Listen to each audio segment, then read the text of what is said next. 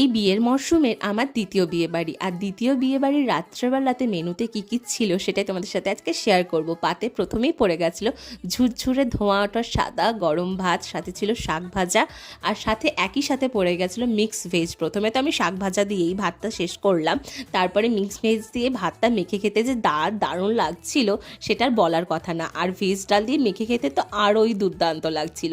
বহুদিন পর এত সুন্দর মিক্স ভেজ আর সাথে ভেজ ডালটা আমি মেখে খেলাম।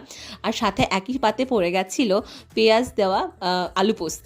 বিয়ে বাড়ি বা ওকেশন বাড়িতে পেঁয়াজ দেওয়া আলু পোস্ত আমি প্রথমবার খেলাম, আর সত্যি বলতে জাস্ট দারুণ ছিল, অপূর্ব খেতে। মাংসের ঝোল গরম গরম সাথে পড়ে গেছিলো চিকেনের ঝোল দিয়ে আমি আলু পোস্তটা মেখে খাচ্ছিলাম, দারুণ লাগছিল সত্যি বলতে, এক কথায় অপূর্ব।